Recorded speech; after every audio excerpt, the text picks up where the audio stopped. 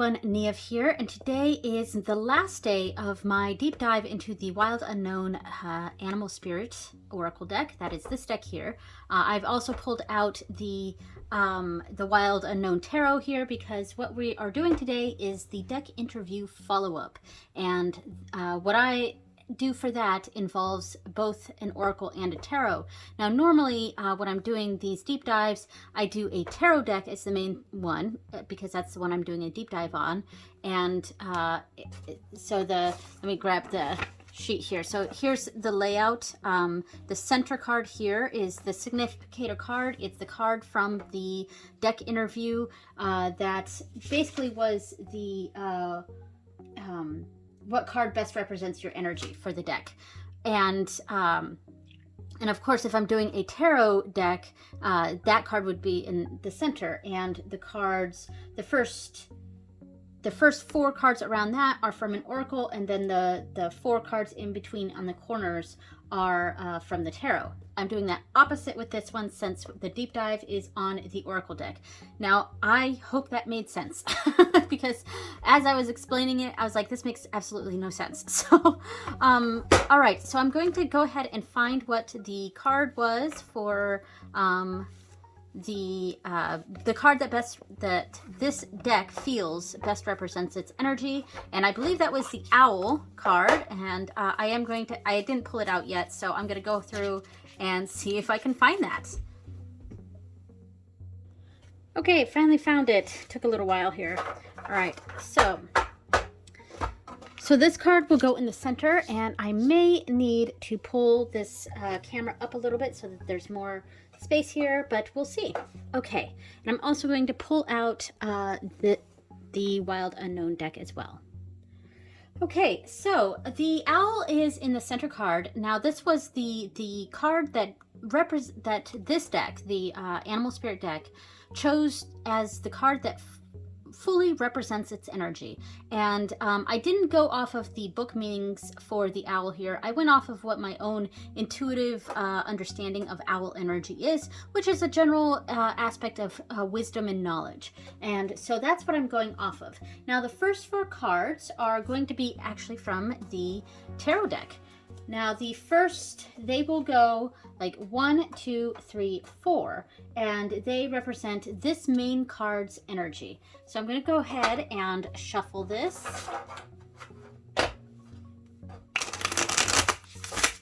Ooh.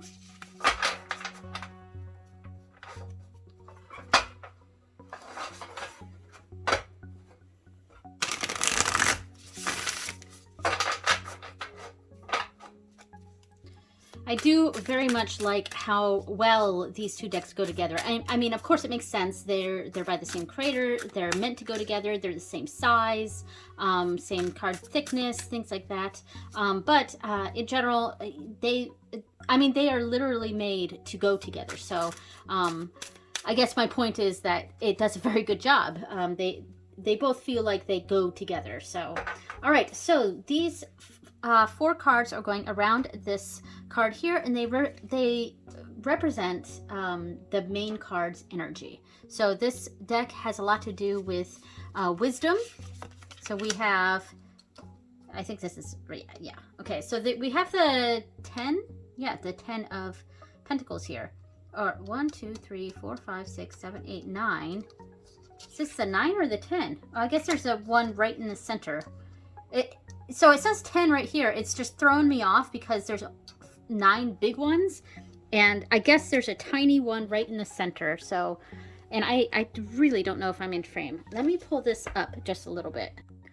Okay, that's a little better here. All right, so the 10 of Pentacles, I mean, that's really a positive aspect here, a positive card. And one of the book definition for the owl had a lot to do with prosperity. And I sort of combined that a bit in the sense that I felt, you know, owls represent a general aspect of wisdom and knowledge, but the book also gives it this prosperity element, this abundance and wealth and money aspect as well. So I feel like that's sort of reinforced here with that 10 of Pentacles, which is kind of a legacy card. It's it's it's like long-term success that goes through generations. That's kind of how I think of it. And I also sort of think of it as the family tree card, but that may be because I'm a genealogist, so that's where my mind goes. But yeah, so I do, but I do get that here, especially with the owl in general representing a wisdom and prosperity. All right, so then we got this card here, the Empress, very nice. This card here, the Emperor. Wow. And finally, oh, okay, we've got 2 10s because we've got the 10 of Swords here. This is so balanced. Like, because we have the Empress and the Emperor, and we've got the 10 of Pentacles, which is a very fortunate, very prosperous card. And then we have the 10 of Swords, which is like that, the complete opposite. It's the ending of something. It's something coming completely to an end. It's hitting rock bottom. I mean, we see here with this imagery, this it usually depicts something dying, like yeah, something dying, and we really do see that here with this cow or of sorts. Again, I'm not sure if I'm in frame. Maybe I should bring this up even higher. I'm not sure. Okay, I brought it up even higher. It does mean I have to stand doing this, though. All right, so in general, I think these are very, very balanced energies. We got 2 10s here, very prosperous, very unfortunate. We've got the Empress, a very nurturing energy, you know, almost a springy sort of energy here. And then this darker sort of energy with the Emperor. I mean, we've got the nurturing element and we've got the stability. So in general, I would say these 3 cards are actually not, are actually more on the positive side. Not that tarot necessarily has positive and negative cards, but there are, you know, some cards that are more obviously positive and negative. Like the 10 of Swords, generally more negative, generally. And the 10 of Pentacles, generally very positive. Both of these are pretty neutral, but like more, I would say more on the positive side. Like this is more of a neutral positive, and this is more of a neutral negative. Like it's not really negative, it's not really positive. Yeah, it's hard to explain there, but all right, so we've got the 4 tarot cards, and really showing the balanced energy of this deck and the balanced energy of this owl here. So now we are moving on to the oracle cards here, and I'm going to shuffle a little bit, making the cards move around on the table, but that's okay. I'm gonna do a few shuffles and then some overhands, and we'll start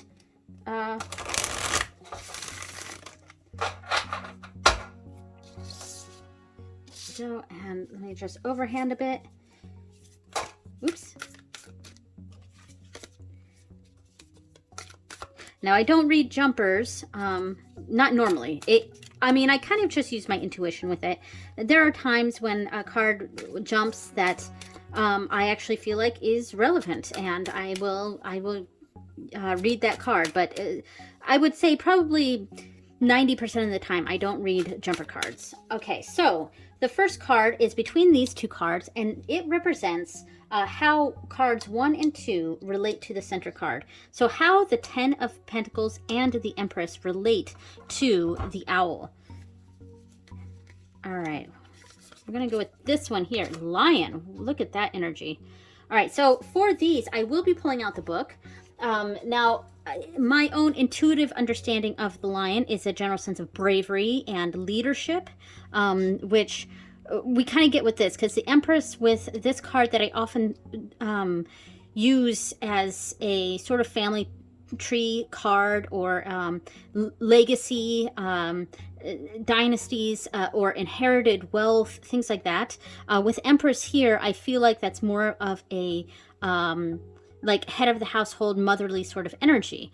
And then with the lion there, I mean, the lions are, you know, they have a pride, they have a grouping of Yeah, they have a pride, a group of lions, and they're a tight-knit family, and everything that comes in is for the family. And yeah, now, of course, this is being depicted by a male lion here, but the lion, he's in charge of his pride and takes care of the other lions in his pride. And I think that really connects these two cards together. And a general, now I think these cards really represent that prosperity element of the owl. But let's see what the book says for lion. I think this is under the fire category. Oops. Okay, we're going too fast here. Cheetah, tiger, cobra, zebra, lion. Here we go. Okay, so now this one says patient, regal, a complete master, the epitome of peace and strength. Yes, so yeah, that kind of fits with it. Again, I put more of that courage element to the lion, and also that head of the household, but like regal makes sense here too. So it sort of be, and regal, I mean, with the Empress and Emperor, I mean, those are regal positions. So, I mean, I think this fits and it makes sense. And I think it connects more with that prosperity element of the owl. And yeah, so now let's move on to the next card. Now, this one is how the Empress and the Emperor relate to the owl.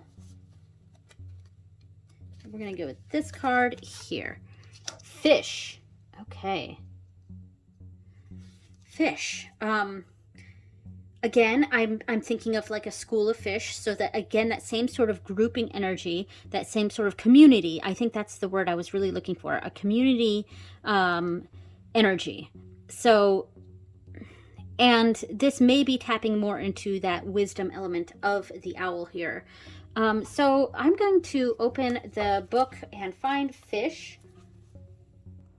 Okay, so we have restlessness, change of focus, lost in the current, all kind of, I don't know, teetering on negative here. But when in balance, it's adaptable, travels well. They are subsumed in life's current. Nothing pleases it more than movement, and more movement. Roaming lifestyle. You know what it gives me the feeling of? Support. And both of these cards felt like a community type cards here, which makes sense with the cards that we have going on here. We have a general sense of being in charge of a community or a family of something, and that support there. And both of these cards, we have the ultimate pair of support. And then with fish, we've got that community aspect here. So it's a moving forward with support. And I think that that's saying that this deck does a pretty good job at providing that support, that connection to a supportive community and all of that. So now we're going to, on the last two ones, we're going to connect how this Ten of Swords, the most difficult card, really, I would say the most difficult card in the tarot in general, but how that relates, how the Emperor and the Ten of Swords relate to this owl, and how the two tens here relate to the owl. So that's the first card.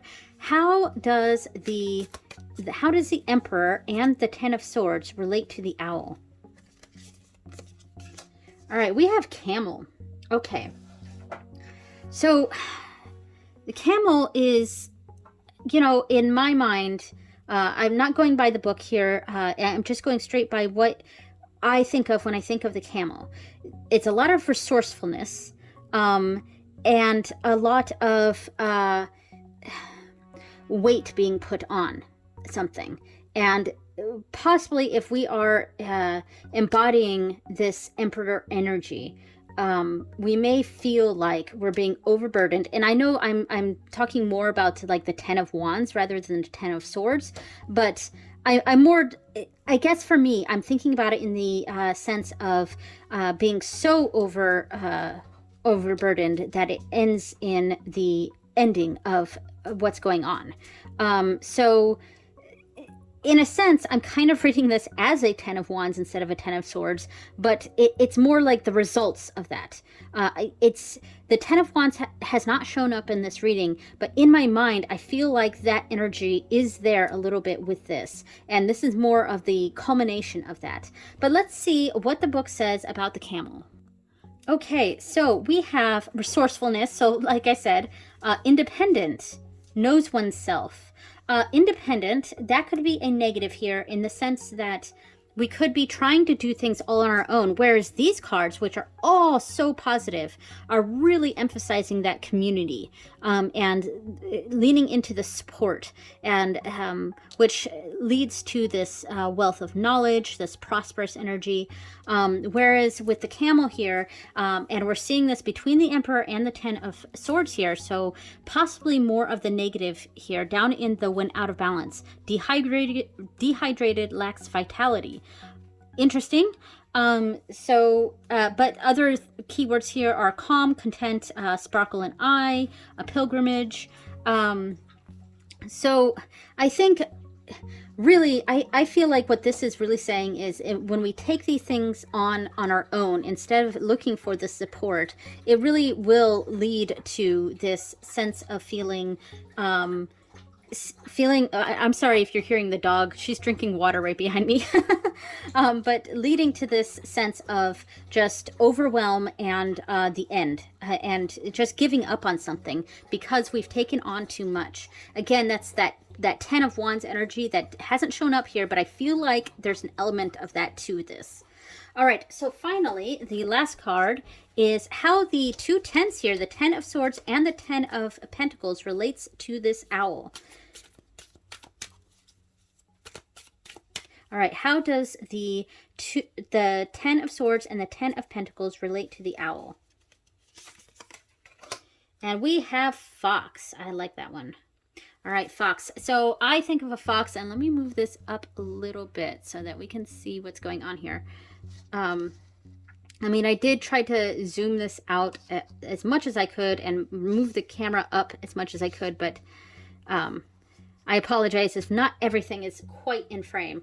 All right, so a fox makes me think of something sly, clever, things like that. I'm thinking of in Lenormand, the fox kind of can represent something more like sneakiness, things like that. So I think, I wonder if this is, and it also connects with that wisdom element of the owl here. So I feel like this is sort of talking about that, you know, we have this element of wisdom here, and if we use our intelligence wisely, it can lead to something that's really beneficial to not just ourselves but our community as a whole.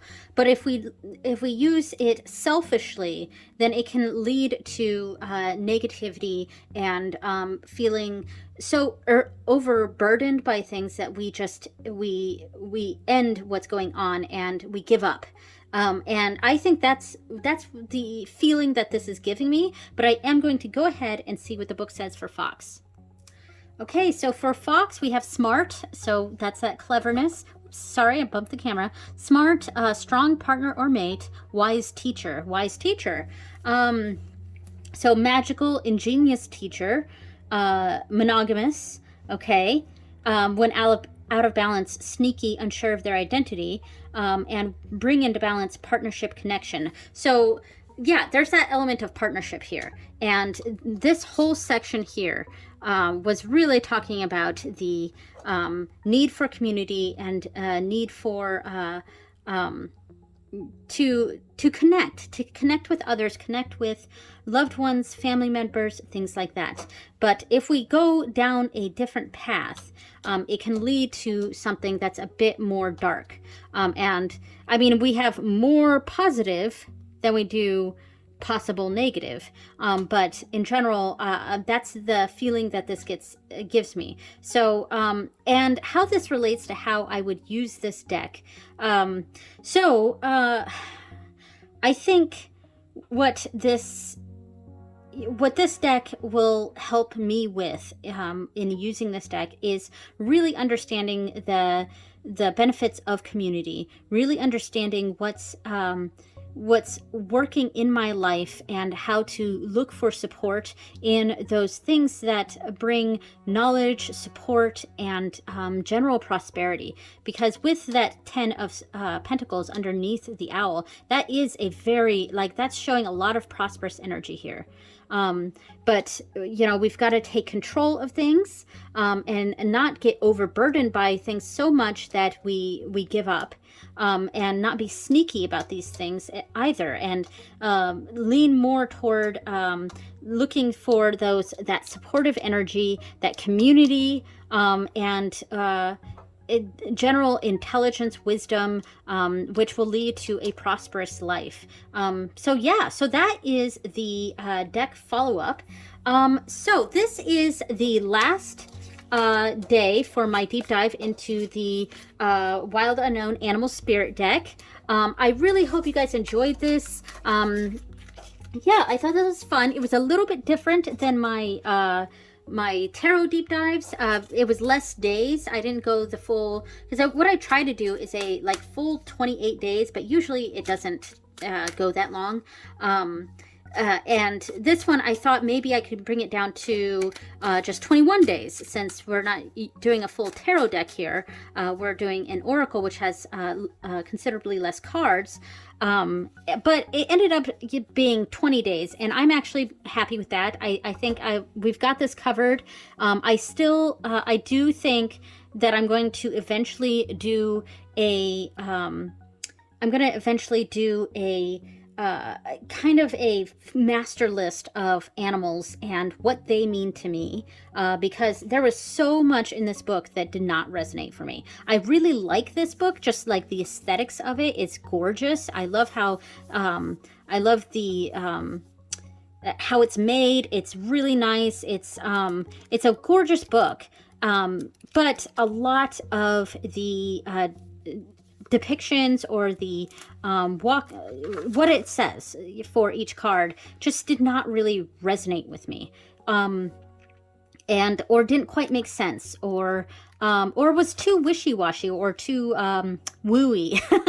I don't know what the right word is there, but in general, I do love this deck. I like it more than the tarot.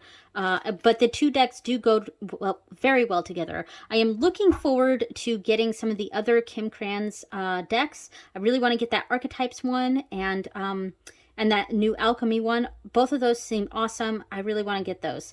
So anyway, this was a really great, fun thing to do, and I hope you enjoyed watching, and I will see you next time. Bye, everyone.